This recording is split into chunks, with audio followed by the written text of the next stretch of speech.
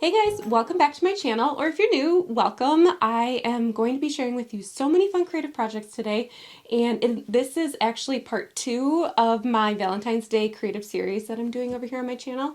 So if you need to go back and revisit the other Paint With Me tutorials, we painted a bunch of hearts as well as a cupcake, and in today's video I'm going to show you how you can transform those paintings into a variety of really fun creative projects. Now I will include all of the supplies linked below in this video description. So all you need to do is scroll down and you can see I broke it up by project so you can quickly access the materials and get those ordered so you can also start creating these projects for Valentine's Day this year. And so without further ado, let's go ahead and get started DIYing these Valentine's Day projects. For the first two projects, you'll first want to paint a variety of watercolor hearts. You can paint these in any color that you wish. I had fun with mine and played around with the color and the patterns. Be sure to watch my watercolor hearts painting tutorial for more inspiration and a free printable outline for this part of the project. I'll link the heart painting tutorial down below in the description. Once you're finished painting your hearts, you'll either want to take a picture of them or scan them into your computer before you cut them out. My preferred way to digitize art is to use a quality scanner, but if you don't have a scanner, you can use your phone or camera to take a picture.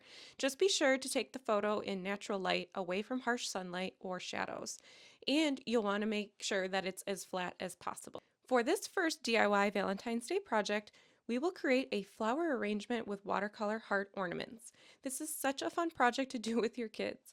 Once you finish painting your hearts on one side and you've taken a picture of them or scanned them into your computer, you'll then want to cut each of the hearts out and then paint the back sides. I decided to just have fun with more colors and patterns for a cheerful, colorful Valentine's Day look. Then it's time to punch a hole in each of the hearts and tie a string and hang the hearts on your arrangement however you please. I'm using this really thin pink twine, but you really can use whatever string or ribbon that you have. For my arrangement, I'm using a really pretty faux pink blossom stem that I found at Joann Fabrics in their floral section. You could also use branches from your yard and let the color from the hearts really pop. Once you have your stem inside the vase, just have fun hanging your heart ornaments all over. You may find that you need to create more heart ornaments depending on the size of your arrangement. Either way, I love how this arrangement brings such fun color to my studio desk for this Valentine's Day. For the next DIY project, we will use the same watercolor hearts to create a Valentine's Day tea towel. This is one of my favorite DIY projects, and I love creating a new tea towel for each of the holidays to display on my vintage hutch in my kitchen. This would also make such a fun gift for a friend. So to create this project, you'll need a computer, an inkjet printer, light fabric cotton towel, and a pack of iron-on t-shirt transfers. I'm using the Avery brand for light fabric. Okay, let's get started by digitizing the watercolor hearts, either by taking a picture or scanning them into the computer. It's ideal to remove the white paper background to save on ink. This project you really don't have to, so if you want to skip this step, you totally can. You'll want to print the hearts on 8.5 by 11 letter size paper, which is the size of the Avery iron-on transfer paper. I painted 2 pages of hearts, so I would have enough, or you could just print the same page of heart out twice. Once the hearts are printed out onto the iron-on paper, I headed back upstairs and into my laundry room where I began to cut each of the hearts out, being careful to cut as close to the watercolor shape as possible. Then I set up my ironing station, and first it's really important to iron the towel so there aren't any wrinkles to affect the transfer. When it comes to setting up for the transfer part, the iron-on directions say not to do this on a soft ironing board. So I used a wood cutting board and then laid a towel down for a barrier first, and then the towel that I'm ironing on top of that. Now for the exciting part. I decided to play around with the design of the hearts before I began to iron them on, just by placing my cutout hearts on the middle portion of my towel in like different directions and looking at the color and the layout.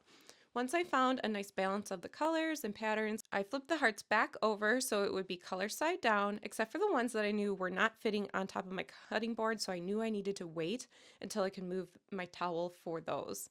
I began to iron on a heart to first test one out to be sure I had enough heat, and ironed it on for about 1 minute. Then I let it cool completely, peeled the paper back, and it worked perfectly. So I continued this process with each of the hearts. I moved my towel so I could iron on the hearts on the sides that didn't fit on my cutting board. And then, as you can see, I didn't fill my entire towel with hearts because once it's folded, you only see the middle bottom portion. But you totally can fill the whole towel with hearts if you like that look. So once all the hearts were ironed and cooled, I peeled them back and revealed such a fun, colorful Valentine's Day towel. I could have been really happy with just leaving the towel just like this, but I had found this really cute pink ribbon in my basement and decided to give it a little flair by using it as a trim along the bottom with some fabric glue. I'm seriously in love with how this towel turned out. You can have fun by trying this towel with a more cohesive color palette with your hearts or just a super colorful like this one. Let me know what colors you use to create your heart towel if you decide to do this DIY project. So this Valentine's Day DIY video would not be complete without creating a card. For this project, I'm using the strawberry cupcake that I painted during a Paint With Me tutorial, so be sure to watch and paint along with that video first, that I'll link right here. Then I decided to add a sweet little message on the outside of the card in brush lettering, "You are the sweetest." First, I sketched it with pencil and then erased the lines as light as I could so I wouldn't see these pencil lines once I painted on top. Then I grabbed one of my smaller pointed round brushes, either a size 1 or 2 or any type of brush that has a really fine point, and began to brush letter the words in. Next I grabbed another piece of watercolor paper, and I'm actually using a 9 by 12 inch size by Arteza. This is for the actual card part, but I need to first cut it down by removing 1 inch from the height because my cupcake is a 5 by 7 size, and that way it'll leave an even border around the cupcake once it's all folded. Then I used a scoring tool to help mark the center of the card without having to actually fold it because it's hard to paint once the card is folded. You could also mark the center with a pencil line. Then I decided to paint a pink checkered pattern on the front of the card to act as a background for the cupcake painting. And maybe you'll just like stripes, but I decided to keep going with my original plan to make it a checkered pattern. Once that dried, I used a glue stick to adhere the cupcake painting over top the checkered pattern and fold it along the score line. Don't be alarmed if folding is a bit tricky because this paper is thick. And then I decided to add a few hearts to the back.